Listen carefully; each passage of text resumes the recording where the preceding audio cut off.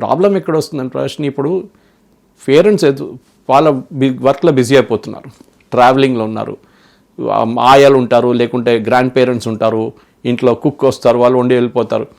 పేరెంట్స్కి పిల్లలతో కూర్చొని మాట్లాడడానికి టైం లేదు. అవును.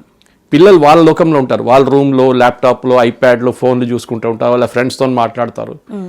ఆఫ్టర్ ఏజ్ ఆఫ్ 18 వాళ్ళు డిస్కనెక్ట్ అయిపోతారు మీతోని. I gone through it with my daughter. అట్లనే you don't expect them to also, ఎందుకంటే ఆ టైం తర్వాత వాళ్ళ లోకంలో ఉంటారు. దెన్ ఆల్సో మీరు గైడ్ చేసి చూపించారు అంతే, ఇది వే అని చూపిస్తే. లైక్ మై డాటర్ ఆమెకి షీ వాజ్ కన్ఫ్యూజ్ ఎక్కడ వెళ్ళాలి, but she was very extrovert, total extrovert ఉండే. సో నేను సజెస్ట్ చేశాను జర్నలిజం చేసుకోమంటే ఎక్కడ చేయాలి. Okay, Manipal, Christ college, Symbiosis exam రాసింది, రెండిట్లో వచ్చింది ఆమెకి అడ్మిషన్. జాయిన్ చేసింది మణిపాల్లో. She did a course from that, journalism and communication.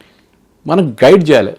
నేను హోటల్ మేనేజ్మెంట్ నుంచి జర్నలిజంకి వచ్చాను. చాలామంది అడుగుతారు నన్ను, నా ప్రొఫైల్ రీడ్ చేసినప్పుడు నేను ఎవ్రీ వీక్ డే సండే నాకు ఎక్కడో ఒక చోట్ల ఏదో ఒక టాక్ ఉంటుంది ఎక్కడో.